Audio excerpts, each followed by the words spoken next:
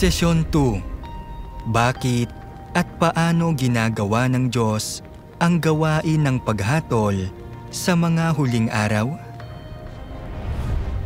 Ipinropesiya ng Biblia, ang paghuhukom ay dapat magsimula sa bahay ng Diyos.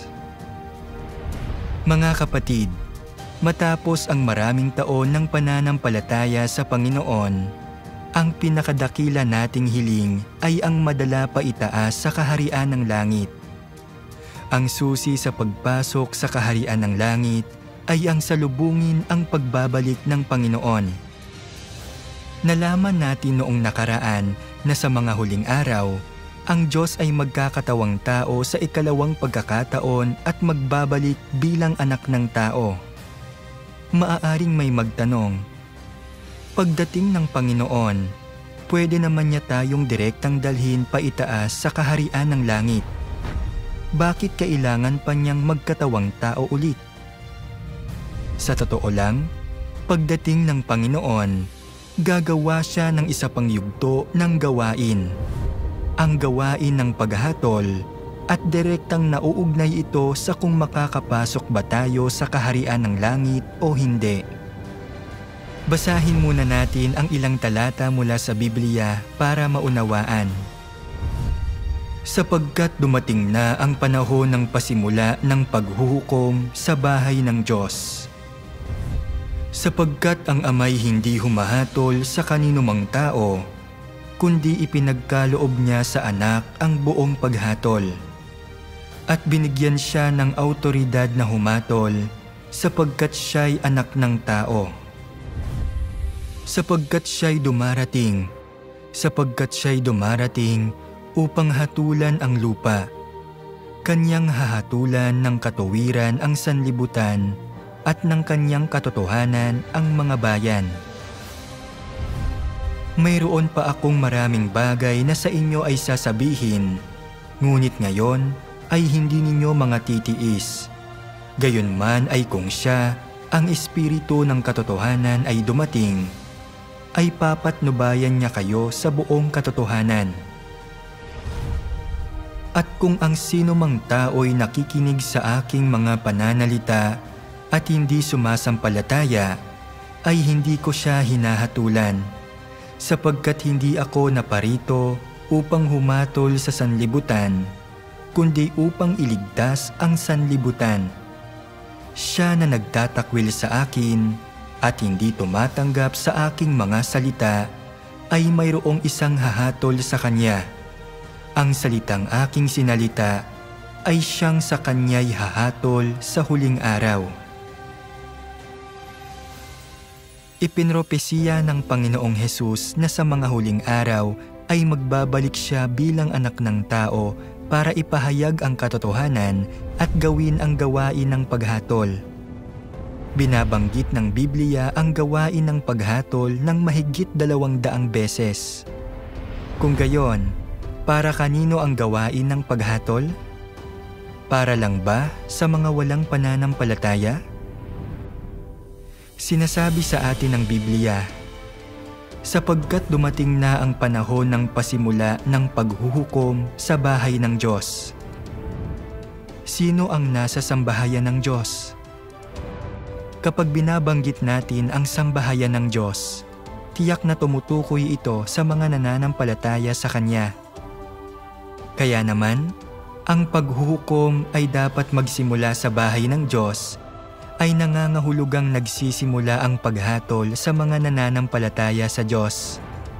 Ang gawaing ito ay para iligtas ng Diyos ang mga kayang sumalubong sa Kanya at tumanggap sa Kanyang mga salita sa mga huling araw.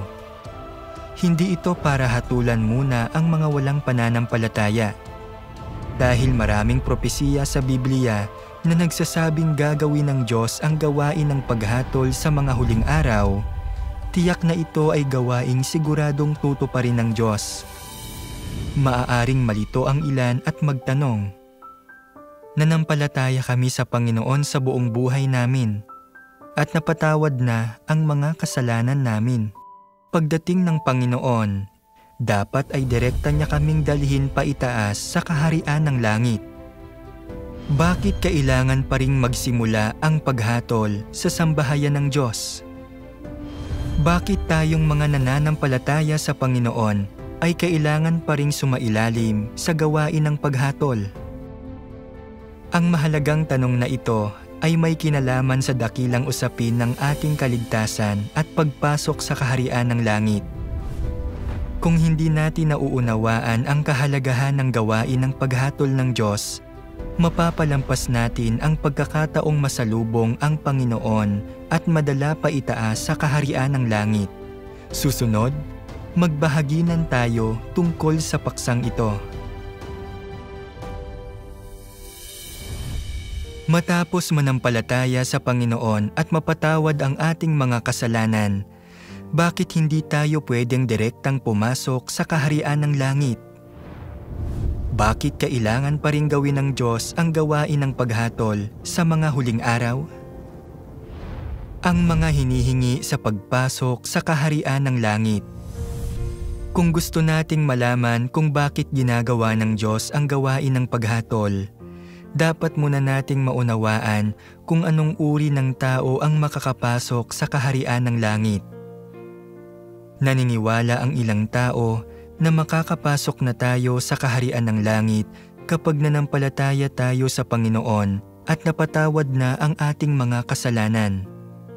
Basta't nagbabasa tayo ng Biblia, nananalangin at gumagawa ng mabubuting gawa, tiyak na dadalhin tayo ng Panginoon sa kaharian ng langit pagdating niya. Tama ba ang pananaw na ito? Para makapasok sa kaharian ng langit, kailangan muna nating alamin ang mga hinihingi para dito. Ang mga hinihingi sa pagpasok sa kaharian ng langit ay hindi pinagpapasyahan ng tao. Ang Diyos ang namamahala sa mga tarangkahan ng kanyang kaharian. Ang Diyos lang ang may huling salita. Tanging ang mga salita ng Panginoon ang katotohanan, ang daan at ang buhay. Tungkol naman sa kung anong uri ng tao ang makakapasok sa kaharian ng langit, tingnan natin kung ano ang sinasabi ng Biblia. Sinabi ng Panginoong Hesus, "Hindi ang bawat nagsasabi sa akin, 'Panginoon, Panginoon,' ay papasok sa kaharian ng langit, kundi ang gumaganap ng kalooban ng aking Ama na nasa langit. Marami ang magsasabi sa akin sa araw na yaon, 'Panginoon, Panginoon, hindi baga nagsipanghula kami sa iyong pangalan at sa pangalan mo ay nangagpalayas kami ng mga demonyo at sa pangalan mo ay nagsigawa kami ng maraming gawang kamangha-mangha?' At kung magkagayon ay ipahahayag ko sa kanila, 'Kailanman ay hindi ko kayo nangakilala. Magsilayo kayo sa akin, kayong manggagawa ng katampalasanan.' Kayo nga'y magpakabanal, sapagkat ako'y banal. Kung walang kabanalan, walang taong makakakita sa Panginoon." Ayon sa mga salita ng Panginoong Hesus, tanging ang mga nagkakamit ng kabanalan at sumusunod sa kalooban ng Ama sa langit ang makakapasok sa kaharian ng langit. Kung gayon, ano ang ibig sabihin ng pagsunod sa kalooban ng Ama sa langit? Nangangahulugan ito na hindi na nagkakasala ang mga tao, hindi na naghihimagsik o lumalaban sa Diyos, at kaya ng lubusang sundin at isagawa ang mga salita ng Panginoon.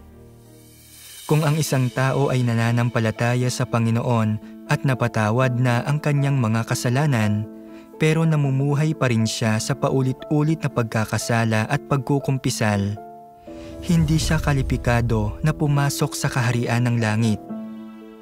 At bakit hindi siya makakapasok?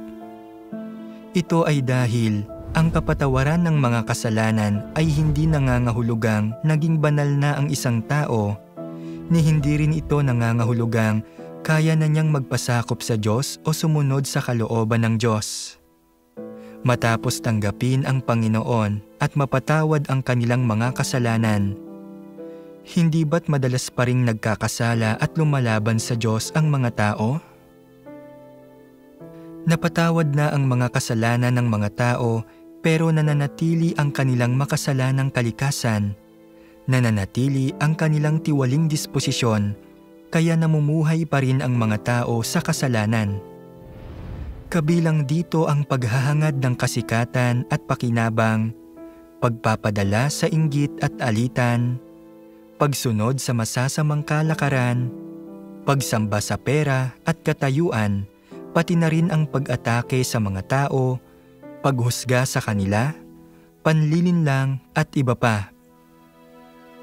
Bukod pa rito, kaya pa ring labanan ng mga tao ang Diyos.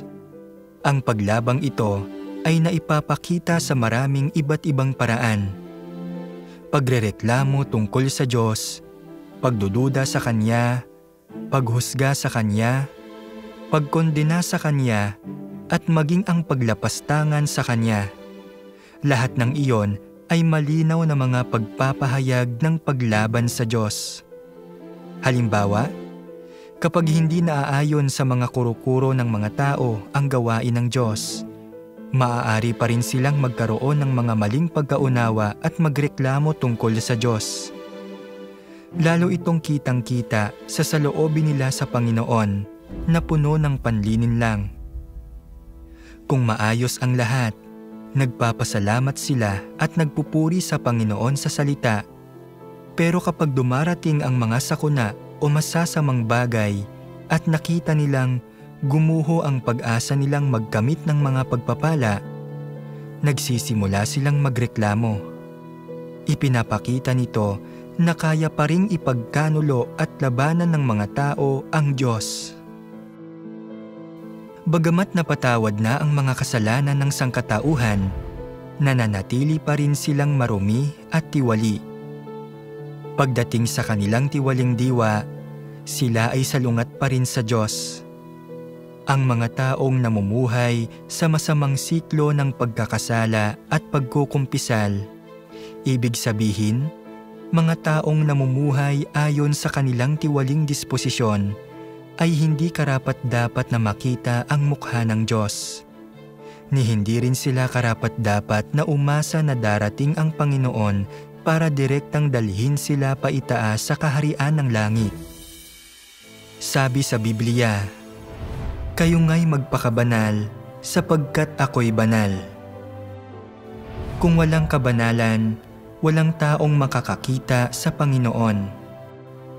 Para sa mga namumuhay sa kasalanan at nag-iimbot sa mga kalayawan nito, ang pag-asang madala pa itaas sa kaharian ng langit ay talagang isang maluhong pagnanais. Sinabi sa atin ng Panginoong Hesus, "Hindi ang bawat nagsasabi sa akin, 'Panginoon, Panginoon,' ay papasok sa kaharian ng langit, kundi ang gumaganap ng kalooban ng aking Ama na nasa langit." May dalawang kahulugan ang mga salitang ito. Una, hindi lahat ng mananampalataya ay makakapasok sa kaharian ng langit. Iilan lang ang makakapasok at karamihan ay hindi. Ikalawa, ang mga nagpapatuloy sa kasalanan, kahit na araw-araw silang nangungumpisal, nananalangin at nagsisisi, ay hindi makakasunod sa kalooban ng Ama sa langit dahil hindi sila nadalisay at nananatili ang kanilang tiwaling disposisyon. Ang gayong mga tao ay hindi kalipikado na pumasok sa kaharian ng Diyos. Ang umasa na darating ang Panginoon at direktang madala pa itaas sa kaharian ng langit ay mapangaraping pag-iisip lang ng mga tao at isang maluhong pagnanais. Hindi kailanman ipinangako ng Panginoong Hesus ang gayong bagay. Sa makatwid, walang anumang pagdududa na ang mga namumuhay sa kasalanan ay hindi kalipikado na pumasok sa kaharian ng Diyos. Ito ay itinakda ng matuwid at banal na disposisyon ng Diyos gaya mismo ng sinabi ng Panginoong Hesus. "Katotohanan, katotohanang sinasabi ko sa inyo, ang bawat nagkakasala ay alipin ng kasalanan, at ang alipin ay hindi nananahan sa bahay magpakailanman. Ang anak ang nananahan magpakailanman. Mga kapatid, pag-isipan natin ngayon ang tanong na ito. Matapos manampalataya sa Panginoon sa loob ng maraming taon at mapatawad ang ating mga kasalanan, nangangahulugan ba ito na kalipikado na tayong direktang dalhin paitaas sa kaharian ng Diyos? A. Hindi, dahil maaari pa rin tayong madalas na magkasala at hindi pa natin nakakamit ang kabanalan. B. Oo, dahil nananampalataya tayo sa Panginoon at napatawad na ang ating mga kasalanan, pwede na tayong direktang pumasok sa kaharian ng langit. Ang tamang sagot ay A. Hindi, dahil maaari pa rin tayong madalas na magkasala at hindi pa natin nakakamit ang kabanalan. Tama ba ang sagot mo? Sa puntong ito, maaaring labis na masiraan ng loob ang ilan at mag-isip, kung ganito ang sitwasyon at walang sino mang banal, ibig bang sabihin ay wala nang makakapasok sa kaharian ng Diyos? Pero huwag kayong malungkot. Ang pagpasok sa kaharian ng langit ay pangako ng Diyos. Susunod, tatalakayin natin ng malaliman ang mga salita ng Diyos para maunawaan ang mga hinihingi sa pagpasok sa Kanyang kaharian at mahanap ang landas patungo roon. Ang epekto ng gawain ng Panginoong Hesus. Una, unawain natin kung bakit, kahit na natapos na ng Panginoong Hesus ang Kanyang gawain sa krus, namumuhay pa rin ang mga tao sa paulit-ulit na pagkakasala at pagkukumpisal, hindi makatakas sa gapos ng kasalanan. Isa itong mahalagang tanong na dapat nating isaalang-alang. Mauunawaan natin pagkatapos basahin ang ilang sipi. Ang isang makasalanang tulad mo, nakatutubos pa lang at hindi pa nabago o nagawang perpekto ng Diyos, makakaayon ka ba sa mga layunin ng Diyos? Para sa iyo, na ang dating ikaw pa rin, totoong ikaw ay iniligtas ni Jesus at hindi ka nabibilang sa kasalanan dahil sa pagliligtas ng Diyos, ngunit hindi ito nagpapatunay na ikaw ay walang kasalanan o karumihan. Paano ka magiging banal kung hindi ka pa nababago? Sa iyong kalooban, puno ka ng karumihan, makasarili at mababa ka, ngunit ninanais mo pa ring bumaba na kasama ni Jesus. Hindi ka ganoon kaswerte. Nalaktawan mo ang isang hakbang sa iyong pananampalataya sa Diyos. Natubos ka pa lang, ngunit hindi pa nabago.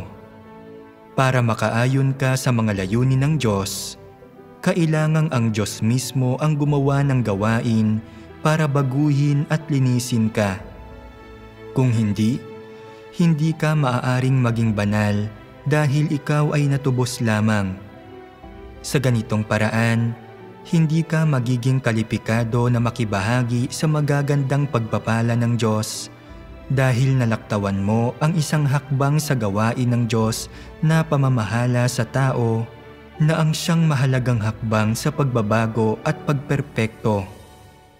Kaya ikaw, na isang makasalanang katutubos pa lang, ay walang kakayahang direktang manahin ang pamana ng Diyos. Sapagkat sa kapanahunan ng biyaya, ang mga demonyo ay pinalaya sa tao sa pamamagitan ng pagpapatong ng mga kamay at panalangin, ngunit ang mga tiwaling disposisyon sa kalooban ng tao ay nanatili pa rin. Ang tao ay pinagaling sa kanyang sakit at pinatawad sa kanyang mga kasalanan, Ngunit ang gawain ng kung paano maiwawaksi ang tiwaling makasatanas na disposisyon sa loob ng tao ay hindi pa nagawa. Ang tao ay nailigtas lamang at napatawad sa kanyang mga kasalanan dahil sa kanyang pananalig. Ngunit ang makasalanang kalikasan ng tao ay hindi lubusang naalis at nanatili pa rin sa kanyang kalooban. Ang mga kasalanan ng tao ay napatawad dahil sa gawain ng pagpapapako sa krus ng Diyos. Ngunit ang tao ay patuloy na namuhay sa dati niyang tiwaling makasatanas na disposisyon. Dahil dito, ang tao ay dapat naganap na mailigtas mula sa kanyang tiwaling makasatanas na disposisyon upang ang makasalanang kalikasan ng tao ay maaaring ganap na maiwaksi at hindi na kailanman muling mabubuo at sa gayon ay tinutulutang mabago ang disposisyon ng tao. Mula sa mga salitang ito, malinaw na ang ginawa lang ng Panginoong Hesus ay ang gawain ng pagtubos, pero hindi ang gawain ng pagdadalisay at pagbabago sa mga tao.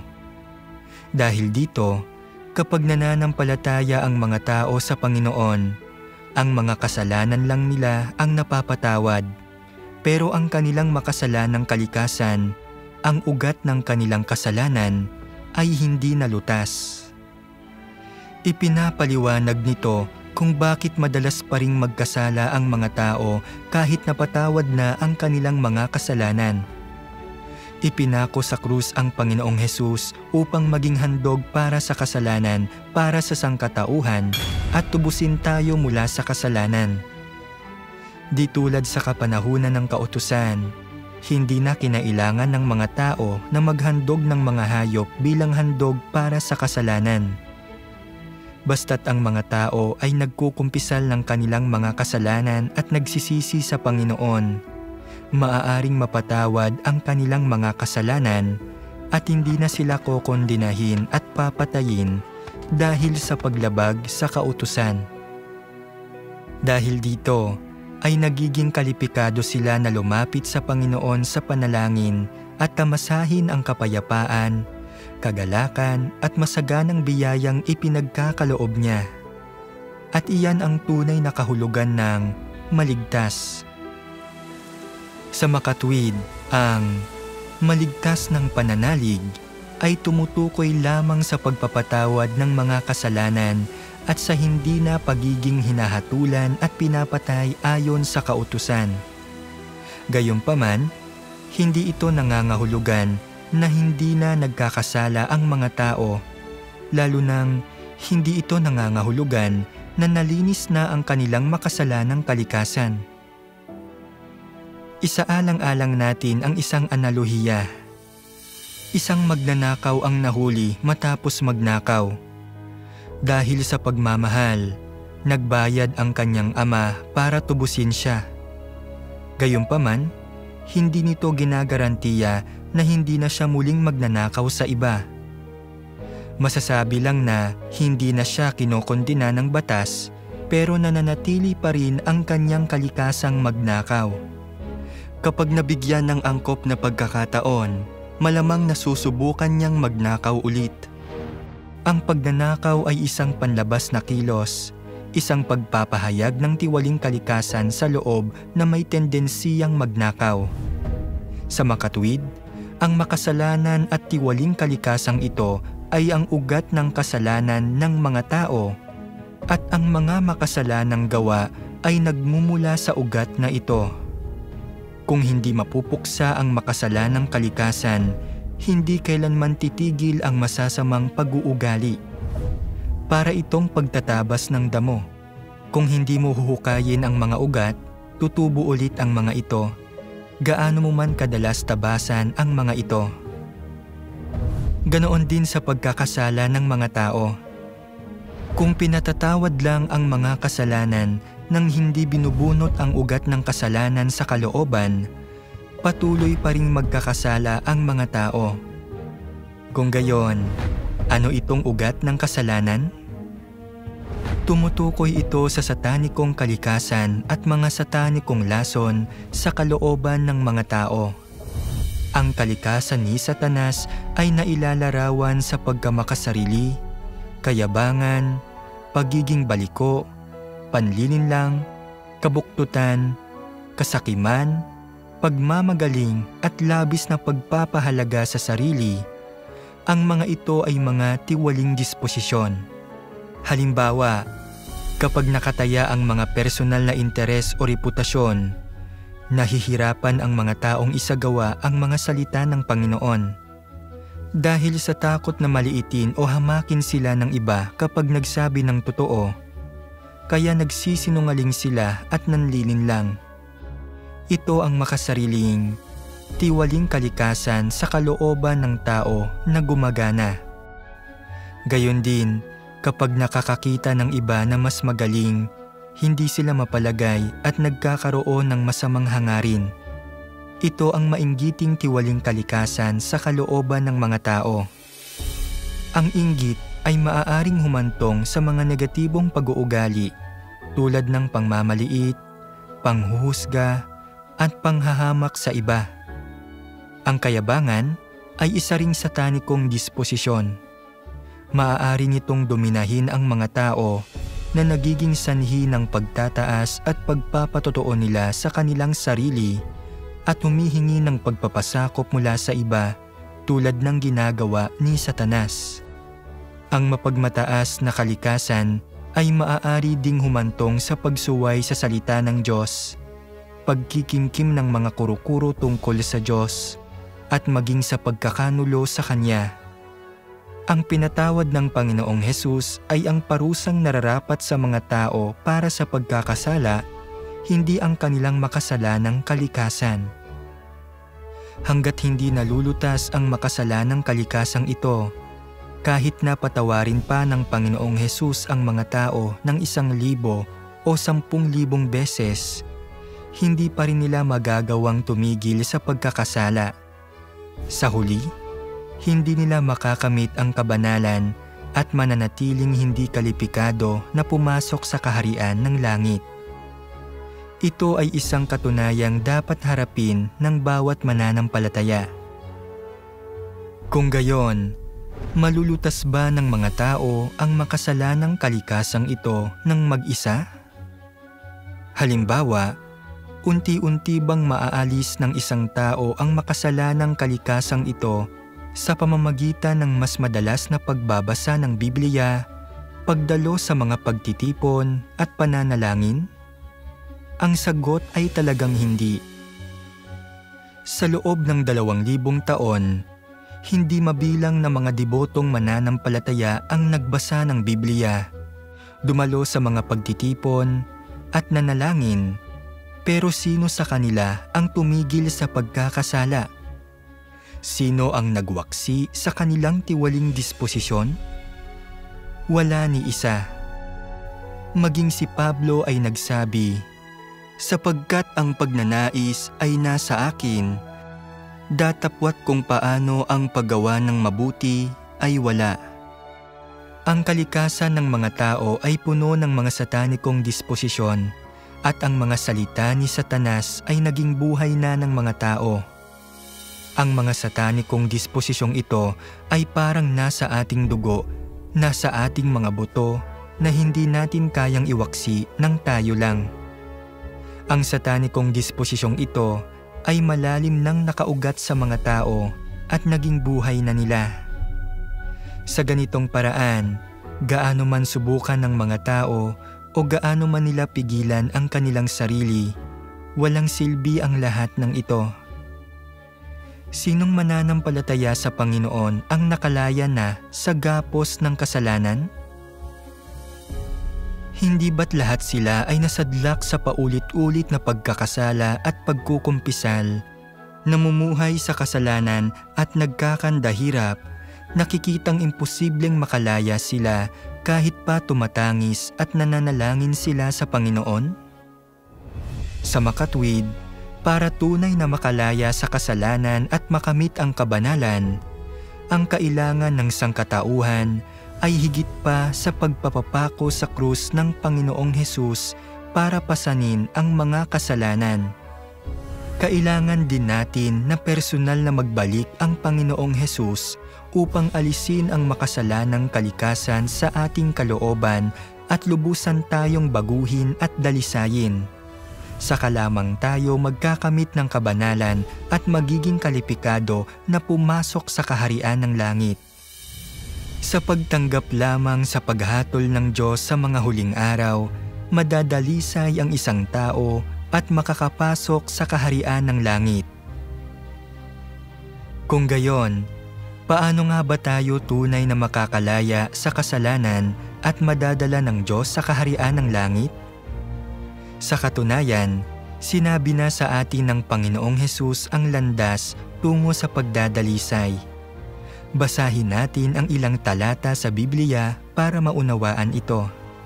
Sapagkat dumating na ang panahon ng pasimula ng paghuhukom sa bahay ng Diyos.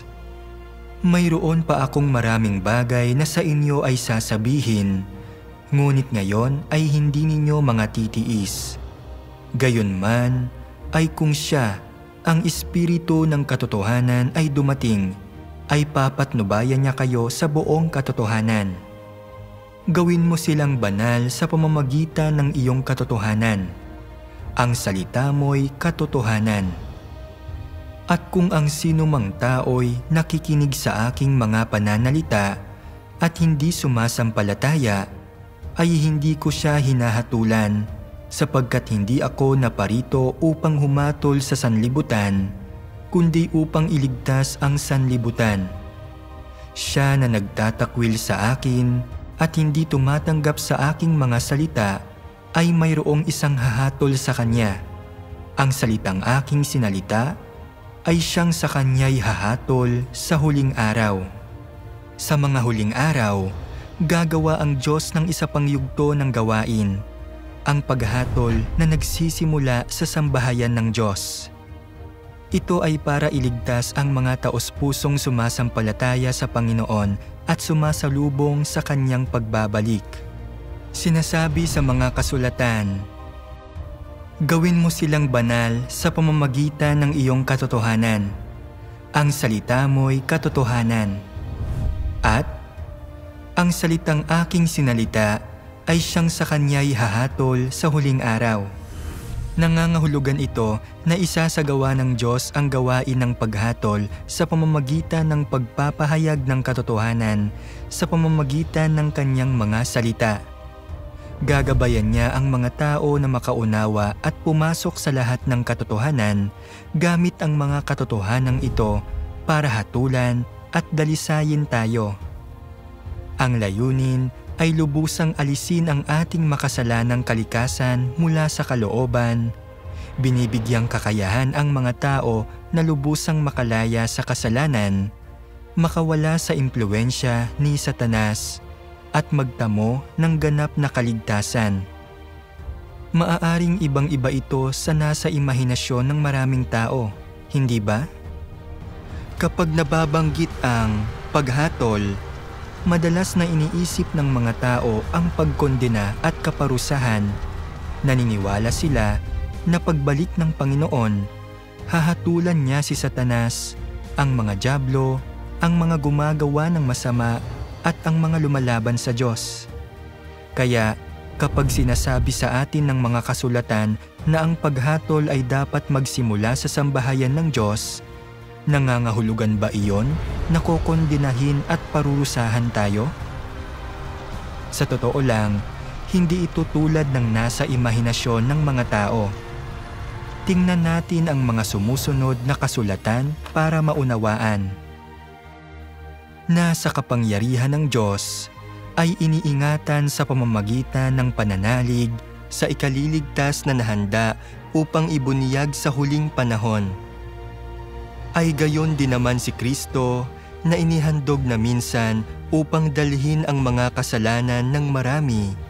Sa ikalaway, pakikita na hiwalay sa kasalanan sa ikaliligtas ng mga nagsisipaghintay sa Kanya.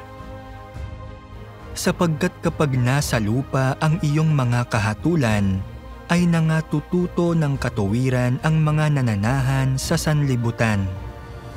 Sinasabi sa mga kasulatan, sa ikaliligtas na nahanda upang ibunyag sa huling panahon. At sa ikalaway pakikita na hiwalay sa kasalanan, sa ikaliligtas ng mga nagsisipaghintay sa Kanya. Malinaw na ipinapahiwatig ng mga talatang ito na kapag bumalik ang Panginoon sa mga huling araw, magdadala siya ng isa pang bahagi ng Kanyang pagliligtas. Ang kaligtasang ito ay tumutukoy sa gawain ng paghatol sa pamamagitan ng mga salita na gagawin ng Diyos pagbalik niya sa mga huling araw. Ang pariralang, hiwalay sa kasalanan, sa ikaliligtas, ay nangangahulugan na kapag bumalik ang Panginoon, hindi na siya magsisilbing handog para sa kasalanan para sa sangkatauhan, pinapasan ang ating mga kasalanan, ni hindi rin niya direktang kokondenahin ang sangkatauhan. Sa halip, isasagawa niya ang gawain ng paghatol sa pamamagitan ng mga salita upang dalisayin at iligtas ang lahat ng taos-pusong sumasalubong sa kanyang pagbabalik. Ang gawaing ito ay magbibigay daan sa mga tao na lubusang makalaya sa kasalanan, maiwaksi ang kanilang mga tiwaling disposisyon at tunay na gawin ang kalooban ng Diyos. At sa gayon, ay ginagawa silang kalipikado na pumasok sa kaharian ng langit. Mula rito, makikita natin na ang paghatol ng Diyos sa pamamagitan ng mga salita sa mga huling araw ay hindi pagkondena at kaparusahan. Sa kabaligtaran, ang gawain ng paghatol ng Diyos sa mga huling araw ay ang pinakamahalaga at pinakaimportanteng yugto sa kanyang gawain ng pagliligtas sa sangkatauhan. Ito ang nagtatakda kung makakapasok ba ang mga tao sa kaharian ng langit. Kung mapapalampas ng mga tao ang mahalagang yugtong ito ng gawain at hindi nila tatanggapin ang paghatol ng Diyos sa mga huling araw, hindi sila madadalisay. Kung gayon, magiging walang saysay ang lahat ng kanilang pagsisikap sa pananampalataya sa Diyos at susuko sa kalagitnaan, magiging habang buhay silang hindi kalipikado na pumasok sa kaharian ng Diyos at ang kanilang pananalig sa Diyos ay ituturing na isang ganap na kabiguan. Talagang habang buhay na pagsisisihan iyon. Basahin natin ang isa pang sipi para mas lalo tayong malinawan dito.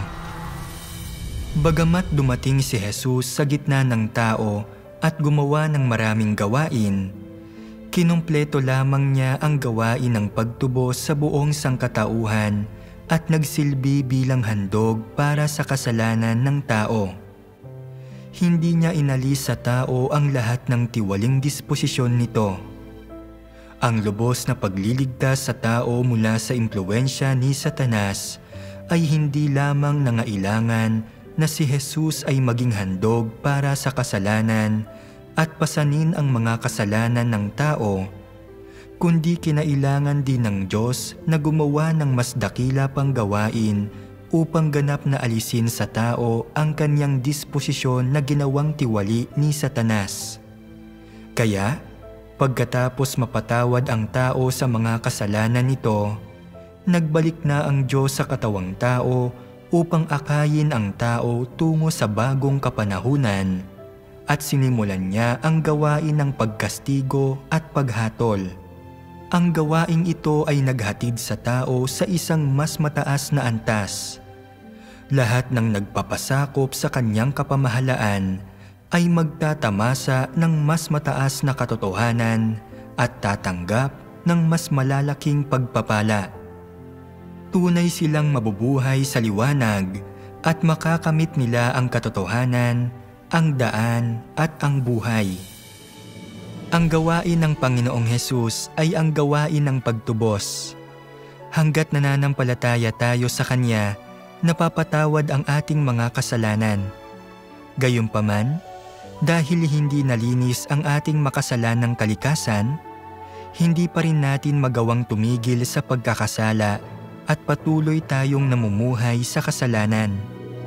Kaya naman, sa mga huling araw, dapat nating tanggapin ang gawain ng paghatol. Sa pamamagitan ng gawaing ito, malilinis ang ating makasalanang kalikasan. Hindi na tayo magagapos ng kasalanan at makakatigil na sa pagkakasala. Saka lamang tayo magkakamit ng tunay na kalayaan at makakapasok sa kaharian ng Diyos. Hindi ba't isa itong mas mataas na dako? Iyon ang dahilan kung bakit napakahalaga ng gawain ng paghatol, dahil ito ang tanging landas para makapasok sa kaharian ng langit. Kung hindi tatanggapin ng isang tao ang gawain ng paghatol ng Diyos, hindi siya kailanman makakapasok sa kaharian ng Diyos kahit pa manampalataya siya sa Panginoon sa buong buhay niya. Mga kapatid, isaalang-alang natin ngayon ang isang tanong. Kung tatanggapin lang natin ang pagtubos ng Panginoong Hesus at hindi ang gawain ng paghatol ng Diyos sa mga huling araw, makakapasok ba tayo sa kaharian ng langit? A. Hindi. Pinatawad lang ng gawain ng Panginoong Hesus ang ating mga kasalanan. Hindi nito inalis ang ugat ng kasalanan sa kalooban natin. Kailangang bumalik ang Diyos para gawin ang gawain ng paghatol upang linisin tayo at saka lang tayo magkakaroon ng pagkakataong makapasok sa kaharian ng Diyos. B. Nananampalataya tayo sa Panginoong Hesus at napatawad na ang ating mga kasalanan. Pagbalik ng Panginoon, makakapasok tayo ng direkta sa kaharian ng langit. Ang tamang sagot ay A. Hindi. Pinatawad lang ng gawain ng Panginoong Hesus ang ating mga kasalanan. Hindi nito inalis ang ugat ng kasalanan sa kalooban natin.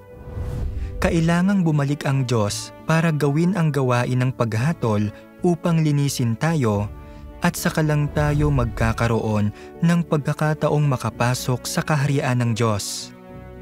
Tama ba ang sagot mo?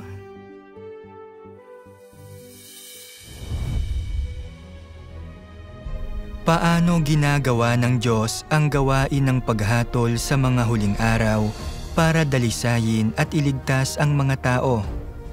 Kung gayon, paano nga ba eksaktong ginagawa ng Diyos ang gawain ng paghatol para dalisayin ang mga tao? Basahin muna natin ang ilang sipi at pagkatapos ay ganap tayong malilinawan. Sinabi ng Panginoong Hesus, sapagkat ang Amay hindi humahatol sa kaninumang tao, kundi ipinagkaloob niya sa anak ang buong paghatol. At binigyan siya ng awtoridad na humatol sapagkat siya'y anak ng tao. Mayroon pa akong maraming bagay na sa inyo ay sasabihin, ngunit ngayon ay hindi ninyo mga titiis. Gayunman ay kung siya, ang Espiritu ng katotohanan ay dumating, ay papatnubayan niya kayo sa buong katotohanan. Gawin mo silang banal sa pamamagitan ng iyong katotohanan.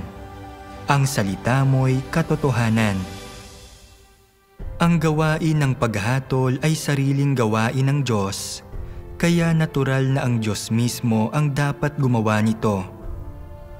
Hindi ito maaaring gawin ng tao para sa Kanya, sapagkat ang paghatol ay ang paglupig sa lahi ng tao sa pamamagitan ng katotohanan. Walang pag-aadinlangan na magpapakita pa rin ang Diyos bilang nagkatawang taong imahe upang gawin ang gawaing ito sa mga tao. Ibig sabihin, gagamitin ng Kristo ng mga huling araw ang katotohanan upang turuan ang mga tao sa buong mundo at ipaalam ang lahat ng katotohanan sa kanila. Ito ang gawain ng paghatol ng Diyos. Ang Kristo ng mga huling araw ay gumagamit ng iba't ibang katotohanan para maturuan ang tao, para ilantad ang diwa ng tao at himayin ang kanyang mga salita at gawa. Ang mga salitang ito ay binubuo ng iba't ibang katotohanan gaya ng tungkulin ng tao, paano dapat magpasakop ang tao sa Diyos, paano dapat maging tapat ang tao sa Diyos, paano dapat isabuhay ng tao ang normal na pagkatao, gayon din ang karunungan at disposisyon ng Diyos at iba pa. Ang mga salitang ito ay nakatuon lahat sa diwa ng tao at sa kanyang tiwaling disposisyon. Partikular na, yaong mga salitang naglalantad kung paano tinatanggihan ng tao ang Diyos ay sinasabi patungkol sa kung paano ang tao ay isang pagsasakatawan ni Satanas at isang puwersa ng kaaway laban sa Diyos. Sa pagsasakatuparan ng kanyang gawain ng paghatol, hindi lamang basta nililinaw ng Diyos ang kalikasan ng tao sa iilang salita lamang. Inilalantad at pinupungusan niya ng pangmatagalan. Ang lahat ng ganitong mga pamamaraan ng paglalantad at pagpupungos ay hindi maaaring mahalinhan ng mga ordinaryong salita, kundi ng katotohanang hindi man lang taglay ng tao. Ang ganitong klaseng mga pamamaraan lamang ang matatawag na paghatol. Sa pamamagitan lamang ng ganitong uri ng paghatol, masusupil ang tao at makukumbinsi ng husto tungkol sa Diyos.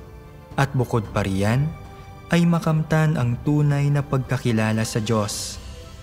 Ang idinudulot ng gawain ng paghatol ay ang pagkaunawa ng tao sa tunay na mukha ng Diyos at sa katotohanan tungkol sa kanyang sariling paghihimagsik. Ang gawain ng paghatol ay nagbibigay daan sa tao na magkamit ng malawak na pagkaunawa sa mga layunin ng Diyos, sa layunin ng gawain ng Diyos at sa mga hiwagang hindi niya maunawaan. Tinutulutan din ito ang tao na makilala at malaman ang kanyang tiwaling diwa at ang mga ugat ng kanyang katiwalian, gayon din para matuklasan ang kapangitan ng tao. Ang mga epektong ito ay bunga lahat ng gawain ng paghatol, sapagkat ang diwa ng gawaing ito ay ang mismong gawain ng pagbubukas ng katotohanan, ng daan, at ng buhay ng Diyos sa lahat ng may pananalig sa Kanya. Ang gawaing ito ay ang gawain ng paghatol na ginagawa ng Diyos. Pagkatapos basahin ang mga siping ito, malinaw na sa mga huling araw, ang Diyos ay nagkakatawang tao bilang anak ng tao para ipahayag ang katotohanan at gawin ang gawain ng paghatol. Inilalantad ng gawaing ito ang iba't ibang satanikong disposisyon ng mga tao at ang iba't ibang maling kaisipan at pananaw na ikinintal ni Satanas sa mga tao. Bawat salita mula sa Diyos ay may taglay na awtoridad at tanging Diyos ang makasisiyasat sa kaibuturan ng puso ng tao. Inilalantad ang bawat pagpapamalas ng ating tiwaling kalikasan, ang ating kayabangan, panlilinlang at kabuktutan. Ibinubunyag ng mga salitang ito ang mga nakatagong motibo sa likod ng pananampalataya ng mga tao sa Diyos at ang mga makasariling intensyon na nag-uudyok sa mga kilos ng mga tao na nakatago sa kaibuturan ng kanilang puso. Sa harap ng gayong lubusang paglalantad sa kanilang sariling kapangitan at karumihan, labis na nahihiya ang mga tao at pakiramdam nila na hindi sila karapat-dapat na tumayo sa harap ng Diyos. Ito ang sandali kung kailan nagsisimulang tunay na manabik ang mga tao na maunawaan at makamit ang katotohanan. Habang isinasagawa ng mga tao ang katotohanan, natututo silang magpasakop sa Diyos, at kapag nauunawaan na ng mga tao ang katotohanan at kaya nang mamuhay ayon sa mga salita ng Diyos, magsisimulang magbago ang kanilang buhay disposisyon. Ang kanilang mga satanikong disposisyon ay maiwawaksi, maaalis at malilinis. Pupuksain ang mga bagay na ito mula sa kanilang puso. Saka lamang magkakaroon ng pag-asa ang mga tao na madalisay, nagiging mga taong nagpapasakop sa Diyos ng walang paglaban, at sa huli ay madadala sa Kanyang kaharian. Ito ang proseso ng pagiging dinadalisay sa pamamagitan ng mga salita ng Diyos. Sa makatwid, ang gawain ng paghatol ay hindi nangyayari sa isang iglap o sa loob ng 1 o 2 araw tulad ng nasa imahinasyon ng ilan. Sa mga huling araw, ang Diyos mismo ay magkakatawang tao para magpahayag ng maraming salita upang gawin ang gawain ng paghatol gamit ang mga salita para ilantad ang katiwalian ng mga tao at ipakita sa kanila ang landas para iwaksi ang kanilang tiwaling disposisyon. Ang prosesong ito ng pagkakatawang tao ng Diyos para gawin ang gawain ng paghatol ay ang mismong proseso ng pagpapahayag ng katotohanan. Hinahayaan nito ang mga tao na pagnilayan at kilalanin ang kanilang sarili ayon sa mga salita ng Diyos. Sa gayon, ay iwinawaksi ang kanilang tiwaling disposisyon at nagagawang tunay na magpasakop at sumamba sa Diyos, nagiging mga taong lubos na iniligtas ng Diyos. Sa diwa, kapag nagbalik ang Panginoon sa katawang tao para ipahayag ang katotohanan, gagawin niya ang gawain ng paghatol para iligtas ang mga tao. Kung hindi tatanggapin ng mga tao ang katotohanang ipinapahayag niya o pinakikinggan ang kanyang tinig, hinding-hindi nila kailanman masasalubong ang Panginoon. Kailangang gawin ng Diyos ang gawaing ito dahil ang buong tiwaling sangkatauhan ay may kalikasang lumalaban sa Kanya. Ang tiwaling disposisyong ito ang ugat ng paghihimagsik ng mga tao laban sa Diyos. At ito ang pinakamahirap lutasin. Malulutas lamang ito sa pamamagitan ng paghatol at pagkastigo ng mga salita ng Diyos, kasama ng mga pagsubok at pagpipino. Iyon ang dahilan kung bakit dapat tanggapin ng mga tao ang gawain ng paghatol ng Diyos upang makamit ang tunay na pagpapasakop, tunay na pagsamba at ganap na kaligtasan. Para mas maunawaan, isipin natin ang gawain ng paghatol ng Diyos na parang isang pasyenteng bumibisita sa doktor. Pagdating ng pasyente sa ospital, hindi agad nag-oopera o nagrereseta ng gamot ang doktor. Una, kailangan muna niyang suriin ang sakit para matukoy ang tamang lunas. Ganoon din ang gawain ng paghatol ng Diyos. Una niyang ipinapahayag ang katotohanan para ipakita sa mga tao kung aling mga pag-uugali nila ang makasalanan at lumalaban sa Kanya, gaya ng pagsisinungaling, inggit, kayabangan, pagmamagaling at iba pa. Pagkatapos, sinasabi niya sa mga tao kung paano lulutasin ang mga tiwaling disposisyong ito at sa huli, ipinapakita niya sa kanila kung paano isabuhay ang wangis ng isang tunay na tao. Sa pamamagitan ng pagbabasa ng mga salita ng Diyos, unti-unting natatagpuan ng mga tao ang landas para makalaya sa kasalanan at makamit ang pagdadalisay. Ang proseso ng paghatol ng Diyos ay tulad lang ng paggagamot ng doktor sa isang pasyente. Ginagamit ng Diyos ang katotohanan, ang Kanyang mga salita bilang lunas. Ipinapakita ng mga kasulatan at ng mga salita ng Diyos na magbabalik ang Panginoong Hesus sa katawang tao para simulan ang gawain ng paghatol sa lupa sa gitna ng mga mananampalataya. Pinalilitaw nito ang isang tanong. Bakit kailangan muling magkatawang tao ang Diyos para gawin ang gawain ng paghatol sa lupa? Sa pamamagitan lang ng pagkakatawang tao at pagparito sa lupa, magkakaroon ang Diyos ng tunay, konkretong pakikisalamuha sa mga tao, makakausap sila at maibabahagi ang katotohanan sa kanila anumang oras, saan man, inilalantad at inahatulan ang mga tao ayon sa mga tiwaling disposisyong ibinubunyag nila at para diligan, pastulan, at suportahan ang mga tao ayon sa kanilang mga pangangailangan. Ibinibigay sa mga tao ang malilinaw na layunin at hinihingi ng Diyos. Nagbibigay daan ito sa mga tao na marinig ng sarili nilang mga tainga ang mga salita ng Diyos para tunay na maunawaan ang mga katotohanang ipinapahayag niya. Hindi ba't ito ang pinakamabisang paraan para magkamit ang mga tao ng katotohanan at kaligtasan? Higit pa rito, kapag ang Diyos ay nagkakatawang tao bilang isang ordinaryo at normal na tao, maaari bang magkaroon ng mga kuro-kuro ang mga tao? Maaari ba silang maghimagsik? Oo naman. Kapag nilalabanan ng mga tao ang tila normal na taong ito, kahit na wala silang sabihin at subukan nilang itago ito, nakikita ng Diyos ang nilalaman ng kanilang puso at direkta at tumpak niyang ilalantad kung ano ang nakatago sa kalooban ng mga tao.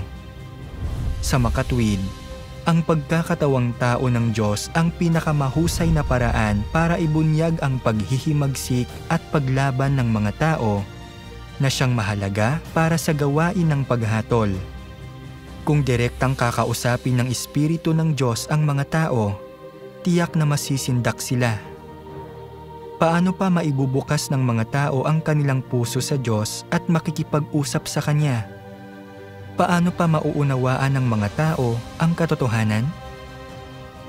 Sa presensya ng Espiritu, sino ang mangangahas na maging mapaghimagsik o mapanlaban? Wala ni isa. Manginginig ang mga tao, magpapatira pa sa lupa sa takot. Kung paralisado na sa takot ang mga tao, paano pa maibubunyag ang kanilang tunay na kalikasan? Anong ebidensya ang gagamitin para hatulan ang mga tao? Sa makatwid, hindi kayang hukayin at ibunyag ng gawain ng Espiritu ang tunay na kalagayan ng mga tao, kaya hindi nito maisa sa katuparan ang gawain ng paghatol. Gayunpaman, ang pagkakatawang tao ng Diyos ay magkakamit ng mas labis na magagandang resulta. Hindi ba?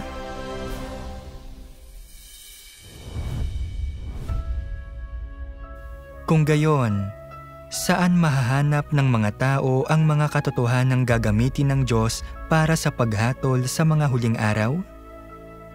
Nasa Biblia na ba ang mga ito o magsasalita ba ang Diyos ng mga bagong salita? Para masagot ito, tingnan natin kung ano ang sinabi sa atin ng Panginoong Hesus. Sinabi ng Panginoong Hesus, "Mayroon pa akong maraming bagay na sa inyo ay sasabihin, ngunit ngayon ay hindi ninyo mga titiis. Gayunman ay kung siya, ang Espiritu ng katotohanan ay dumating, ay papatnubayan niya kayo sa buong katotohanan." Nang sabihin ng Panginoong Hesus, "Mayroon pa akong maraming bagay na sa inyo ay sasabihin," nilinaw niya na ang mga salitang ipapahayag niya sa kanyang pagbabalik ay mga salitang hindi pa niya nasasabi dati, mga salitang hindi pa naririnig ng mga tao. Paanong ang gayong mga salita ay pauna ng maitatala sa Biblia? Mga kapatid, isaalang-alang natin ang tanong na ito. Sa mga huling araw, anong mga salita ang gagamitin ng Panginoon para hatulan at dalisayin tayo? A. Ang mga salita na nasa Biblia na. B. Mga bagong salita sa labas ng Biblia na ipapahayag ng Diyos pagbalik niya sa mga huling araw.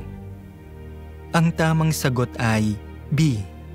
Mga bagong salita sa labas ng Biblia na ipapahayag ng Diyos pagbalik niya sa mga huling araw. Tama ba ang sagot mo? Sa katunayan, ang Biblia mismo ay maraming beses na nagpropesiya na magsasalita ang Diyos ng mga bagong salita sa mga huling araw. At nakita ko sa kanang kamay, niyaong nakaupo sa luklukan ang isang aklat na may sulat sa loob at sa labas, na tinatakang mahigpit ng 7 tatak.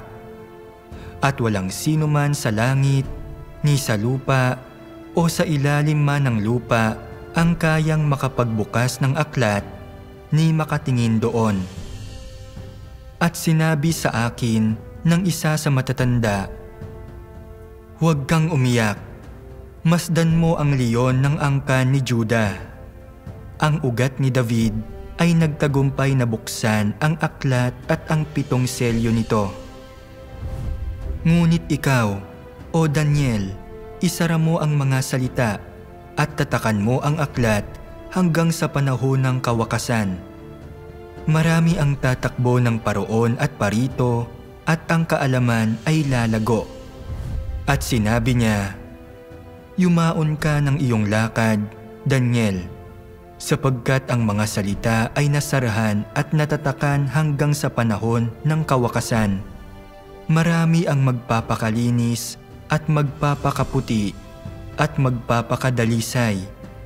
Ngunit ang buktot ay gagawa ng may kabuktutan, at wala sa buktot ang makakaunawa, kundi silang pantas ang makakaunawa. Malinaw na isinasaad ng mga kasulatang ito na pagbalik ng Panginoon, bubuksan niya ang isang aklat. Ang aklat na ito ay may selyo, ibig sabihin ay wala pang sinumang nakapagbukas o nakabasa nito. Ang aklat na ito ay mabubuksan lamang sa mga huling araw ng leon ng angkan ni Juda, ang ugat ni David." Sa madaling salita, ng nagbalik na Panginoong Hesus mismo. Sa makatwid, ang aklat na ito ay tiyak na hindi ang Biblia, ni hindi rin ito tumutukoy sa aklat ng pahayag. Ang Biblia at ang aklat ng pahayag ay parehong bukas na para basahin ng sinuman sa loob ng libu-libong taon. Sa kabaligtaran, ang selyadong aklat ay naglalaman ng mga bagong salita na ipapahayag ng Diyos sa mga huling araw. Ang Biblia ay naglalaman lamang ng mga salitang sinabi ng Diyos sa nakaraan. Kaya naman, ang selyadong aklat na bubuksan pagbalik ng Panginoon ay hindi ang Biblia na binabasa natin ngayon. Ang mga salitang ipapahayag ng Panginoon pagbalik niya ay mga bagong pagbigkas. Mga salitang hindi pa kailanman sinabi ng Diyos at hindi pa naririnig ng mga tao. Natural lang na hindi maaaring naitala ang mga ito sa Biblia. Sa makatwid, pagbalik ng Panginoong Hesus sa mga huling araw, magpapahayag siya ng mga bagong salita, bubuksan ang selyadong aklat at gagawin ang gawain ng paghatol para dalisayin tayo. Dapat maging malinaw dahil dito na ang landas patungo sa kaharian ng langit ay totoo at praktikal. Hindi ito simpleng usapin lang ng pagpapatawad sa mga kasalanan at pagkatapos ay direktang dadalhin pa itaas sa kaharian. Ito ay mapangarapin na pag-iisip at malayo sa realidad. Kung nais ng mga taong madala sa kaharian ng langit, ang pinakamahalagang hakbang ay ang tanggapin ang paghatol at pagkastigo ng Diyos. Hanapin ang mga bagong salita na ipinapahayag ng Diyos sa mga huling araw at isagawa ang mga ito. Sa ganitong paraan lamang malilinis ang kanilang mga tiwaling disposisyon at magiging mga taong tunay na sumusunod sa kalooban ng Diyos. Saka lamang sila magiging kalipikado na tumanggap ng mga pangako ng Diyos at makapasok sa kanyang kaharian.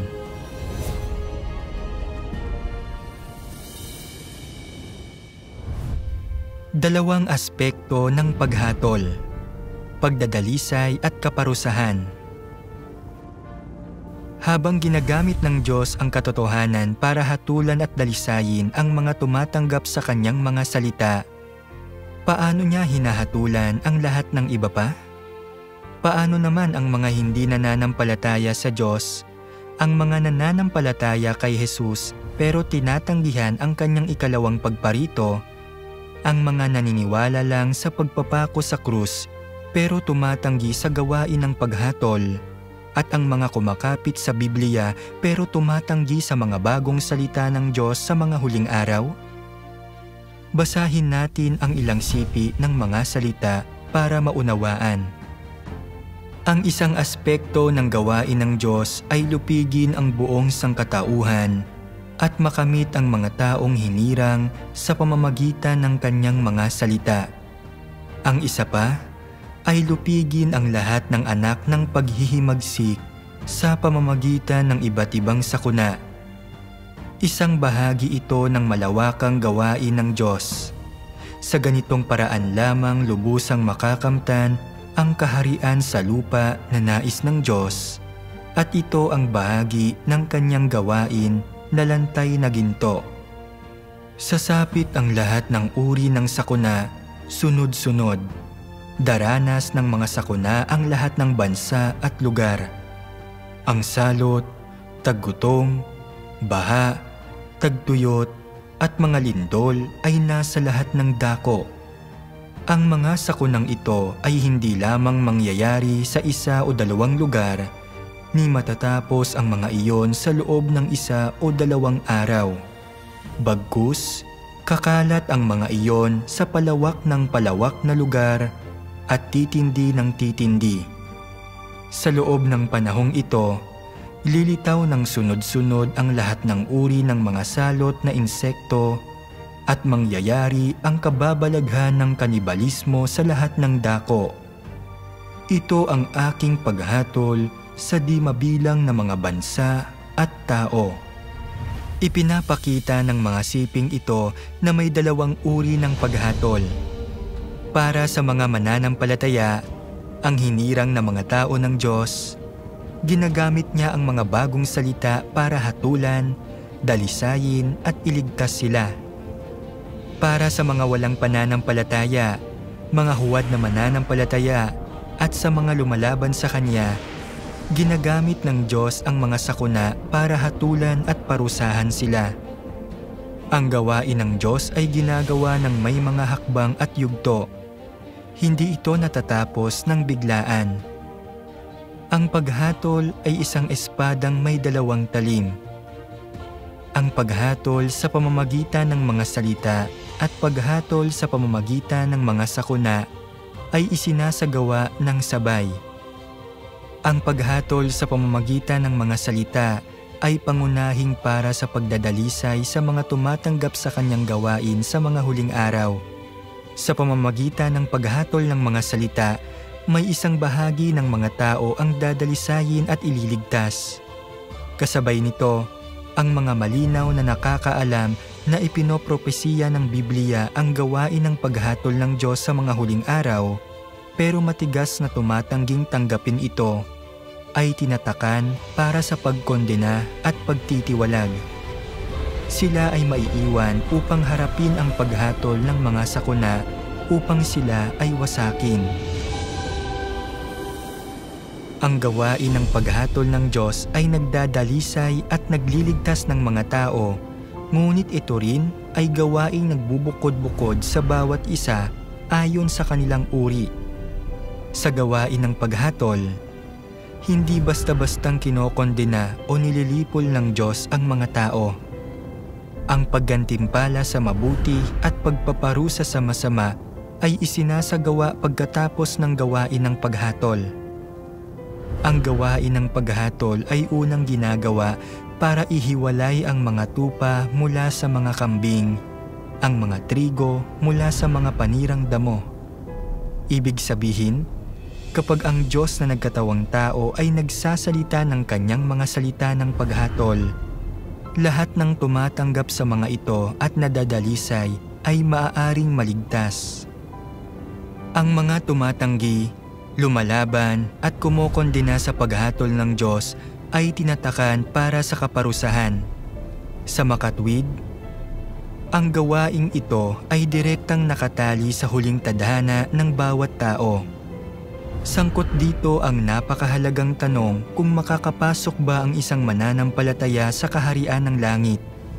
Kung tatanggihan ng mga tao na tanggapin ang paghatol sa pamamagitan ng mga salita, at sa halip ay haharapin ito ng may mga kuro-kuro at guni-guni, Kung gayon, ay habang buhay nilang maiwawala ang pagkakataong madalisay ng Diyos at makapasok sa Kanyang kaharian. Ito ay magiging isang walang hanggang pagsisisi, isang walang hanggang pasakit.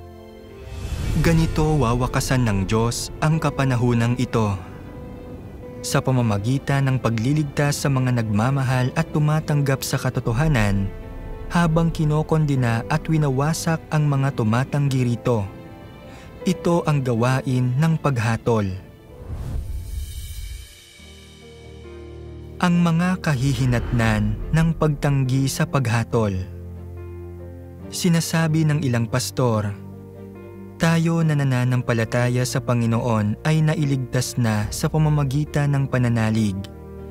Nilinis na ng mahalagang dugo ng Panginoong Hesus ang ating mga kasalanan. Hanggat nagbabasa tayo ng Biblia, nananalangin at dumadalo sa mga pagtitipon, makakapasok tayo sa kaharian ng langit. Hindi natin kailangan ng isa pang yugto ng gawain ng paghatol mula sa Panginoon. Sapat na ang Biblia. Hindi natin kailangan na magpahayag ang Diyos ng mga bagong salita sa mga huling araw para dalisayin tayo. Ngunit, umaayon ba ang pahayag na ito sa realidad? Sinabi ba kailanman ng Panginoong Hesus na sapat na ang maligtas sa pamamagitan ng pananalig para makapasok sa kaharian? Malinaw na ipinopropesiya ng Biblia.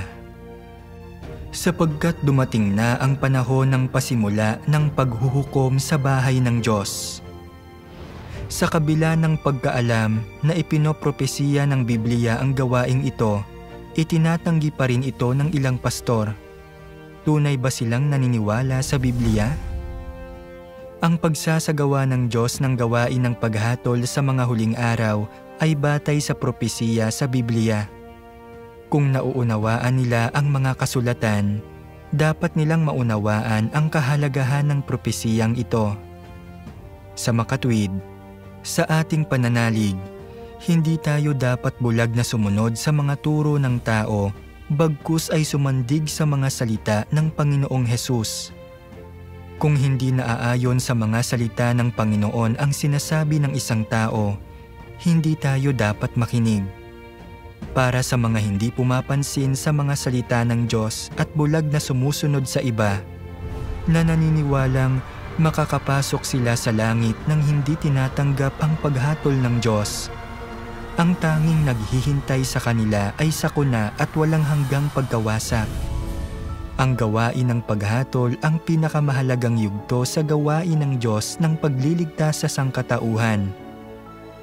Sa pagtanggap lamang nito maaaring maging isang mananagumpay ang isang tao bago ang mga sakuna at magkaroon ng bahagi sa kaharian ng langit. Sa pamamagitan lamang ng pagdana sa paghatol at pagkastigo ng mga salita ng Diyos, makikilala ng mga tao ang kanilang sariling kalikasang diwa at satanikong disposisyon. Makikita ang matuwid at banal na disposisyon ng Diyos. Unti-unting mauunawaan at makakamit ang katotohanan at madadalisay ang kanilang satanikong disposisyon. Ito ang tanging landas tungo sa kaligtasan at sa kaharian ng langit. Kung tatanggihan ng mga tao ang gawain ng paghatol ng Diyos sa mga huling araw, hinding-hindi nila makakamit ang katotohanan, hinding-hindi makakalaya sa gapos ng kasalanan, at hinding-hindi magiging kalipikado na pumasok sa kaharian ng Diyos. Kahit gaano pa karami ang nagawa nilang gawain, gaano man sila nagdusa o anuman ang halagang binayaran nila, hindi nila makakamit ang pagsang-ayon ng Panginoon. Pinipili ng mga tao ang sarili nilang landas sa kanilang pananalig. Hindi pinipilit ng Diyos ang sinuman. Pero dapat nating maunawaan ito. Kapag ang Diyos ay nagkatawang tao at pumarito sa lupa para ipahayag ang katotohanan upang hatulan at dalisayin ang mga tao, kung hindi ito tatanggapin ng mga tao, huli na ang lahat kapag nakita nila ang Panginoon na bumababa sa isang ulap. Sa panahong iyon, Patapos na ang gawain ng paghatol at gagantimpalaan na ng Diyos ang mabubuti at parurusahan ang mga buktot. Sa oras na iyon, kahit palamunin ng pagsisisi ang mga tao, hindi na uulitin ng Diyos ang gawaing ito para sa kanila. Kapag pinalampas ng mga tao ang paghatol sa pamamagitan ng mga salita na ginawa ng Diyos na nagkatawang tao sa mga huling araw, habang buhay na nila itong pinalampas. Ang disposisyon ng Diyos ay walang awa sa sino mang hindi nakakasabay sa kanyang gawain.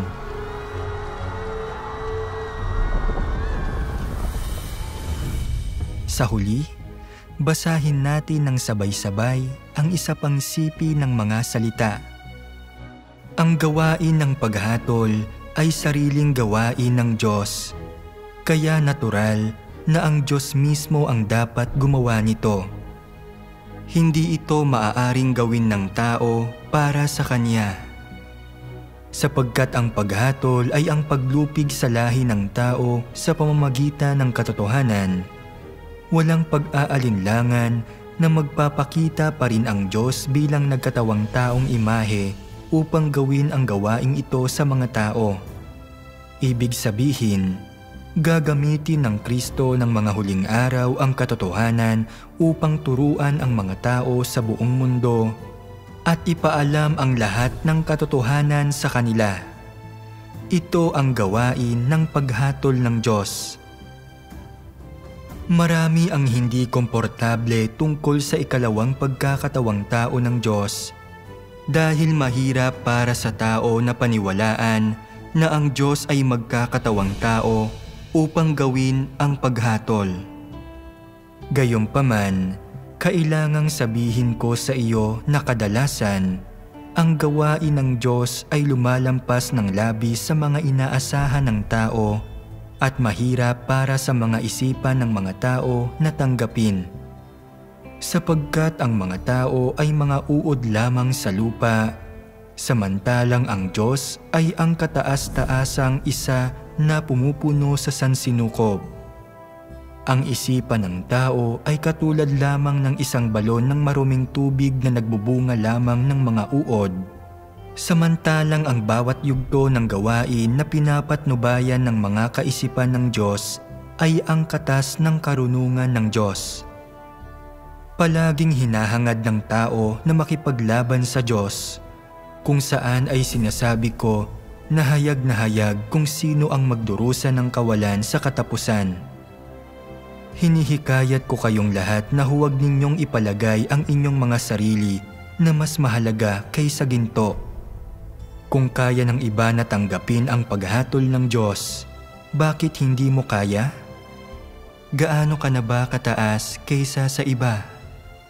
Kung kaya ng iba na magyuko ng ulo sa harap ng katotohanan, bakit hindi mo rin magawa ang ganoon?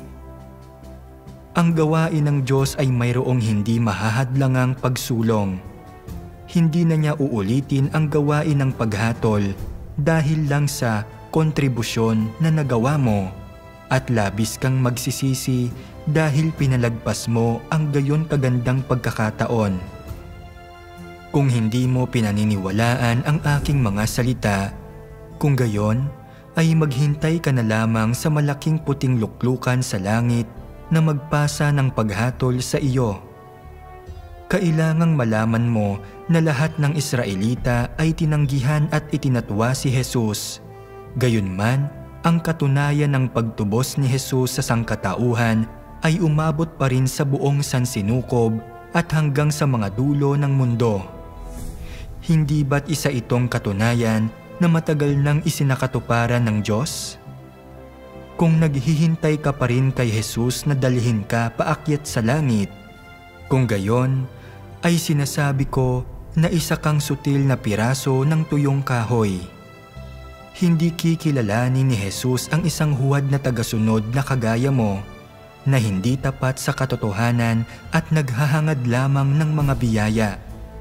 Sa kabaligtaran, hindi siya magpapakita ng awa sa paghahagi sa iyo sa lawa ng apoy upang masunog sa loob ng 10,000 taon.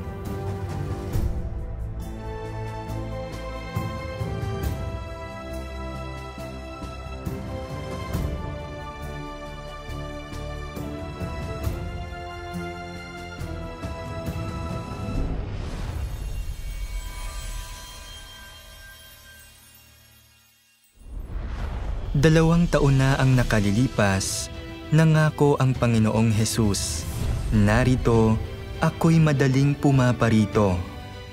Nagpropesiya rin siya, sapagkat magsisitindig ang bansa laban sa bansa at ang kaharian laban sa kaharian, at magkakagutom at lilindol sa iba't ibang dako. Ngayon, matapos ang 2,000 taon ng pananabik at paghihintay, narito na ang mga palatandaan ng mga huling araw at papalapit na ang mundo sa huling yugto nito. Sa buong mundo, ang mga sakuna ay nangyayari sa lahat ng dako at lalo pang tumitindi. Ang mga lindol ay sumasalanta ng walang babala, ang mga tagtuyot ay nagpapatuyo ng lupa, tinatangay ng mga pagbaha ang mga tahanan at buhay, at ginagawang abo ng naglalagablab na mga wildfire ang mga kagubatan at bayan. Samantala, ang mga pandemya ay nananatili sa loob ng maraming taon at ang mga digmaan ay patuloy na sumisiklab at tumitindi. Ito na ang kritikal na panahon para sa pagbabalik ng Panginoon. Handa ka na bang salubungin ang kanyang pagbabalik? Nais mo bang maging mga matatalinong dalaga, handang tanggapin ang kasintahang lalaki? Sinabi ng Panginoong Hesus, "Dinirinig ng aking mga tupa ang aking tinig." Gusto mo bang matutunan kung paano makikilala ang tinig ng Diyos at hindi mapapalampas ang kanyang pagbabalik? Nais mo bang magkaroon ng karunungan upang makilatis ang tunay na Kristo sa huwad? Pagdating ng Panginoon, gusto nating lahat na makapasok sa kaharian ng Diyos. Ngunit ano ang mga kondisyon para makapasok sa kaharian ng Diyos? Mahigit sa 200 beses na ipinropesiya sa Biblia ang paghatol na naghihintay sa bawat isa sa atin. Paano hahatulan ng Diyos ang mga mananampalataya at walang pananampalataya?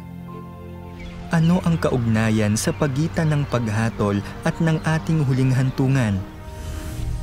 Mula sa simula hanggang ngayon, ang Diyos ay nakikipaglaban kay Satanas upang iligtas ang sangkatauhan ng hakbang-hakbang mula sa kasalanan.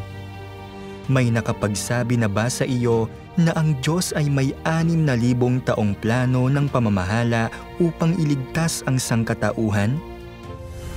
Paano tatapusin ng Diyos ang kanyang plano ng pamamahala at dadalhin tayo sa isang magandang destinasyon? Ito ay hindi lamang isang karaniwang pag-aaral ng Biblia. Ihahayag namin ang lahat ng mga lihim na ito na hindi mo pa naririnig. Dito, mas marami kang matututunan kaysa sa itinuro sa iyo sa simbahan.